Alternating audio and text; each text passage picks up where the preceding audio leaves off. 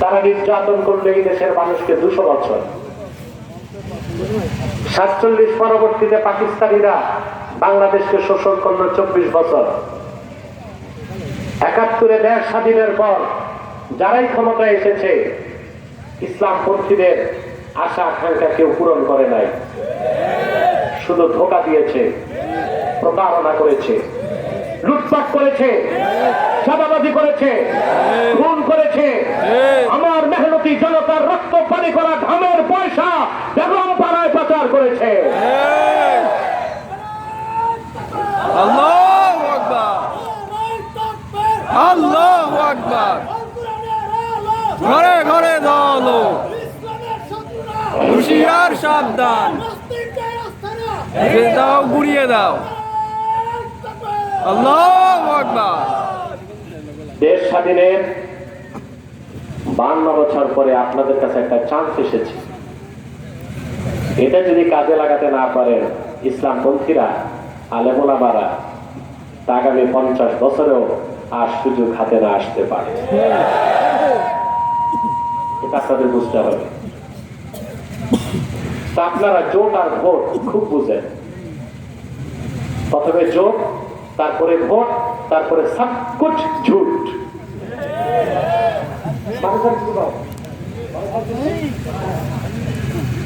আল্লাহ বললেন পৃথিবীর সব জীব আর মানুষ যদি এক হয়, কোরআন কারীমের মতো একটা কিতাব আনবে। আল্লাহ পাক বলেন কিয়ামত পর্যন্ত চেষ্টা করেও কোরআন কারীমের মতো একটা কিতাব তারা আনতে পারবে না। তারপর আসলো দ্বিতীয় চ্যালেঞ্জ। আল্লাহ রাব্বুল আলামিন ঘোষণা করলেন আম ইয়াকুলুনা ইফতারাহু কুল ফাআতু বিআশরি সুওয়ারিন মিন মিসলিহি মুফতারায়াত। কাফিররা বলে মুহাম্মদ সাল্লাল্লাহু আলাইহি সাল্লাম নিজ থেকেই কোরআন রচনা করেন।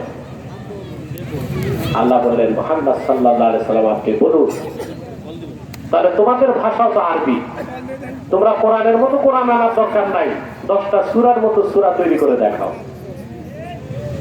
কাফেররা পেরেছে?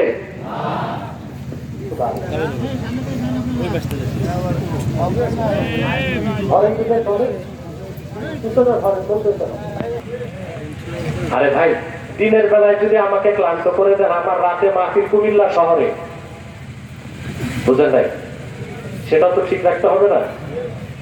আর আমাদের হাতিয়ার হচ্ছে এটাই, তো কথা শুনতেছেন তো?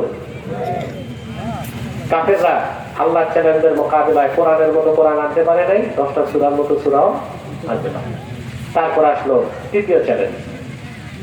আল্লাহ রাব্বুল আলামিন বলেন ইন কুনতুম ফি রাইবিন মিম্মা নাযালনা আলা আবদিনা ফাআতু বিসূরাতিন মিন মিসলিহি ওয়াদউ শুহাদাআকুম মিন দুনিল্লাহি ইন কুনতুম সাদিকিন। আল্লাহ রাব্বুল আলামিন বলেন প্রিয় হাবিব, আল্লাহ পাক বলেন তোমরা যারা আমার বান্দা মুহাম্মদ সাল্লাল্লাহু আলাইহি ওয়াসাল্লামের উপর অবতীর্ণ কোরআনকে সন্দেহ করো, কোরআনের মতো কোরআন তো আনতে পারো নাই, 10টা সূরার মতো সূরাও পারো নাই,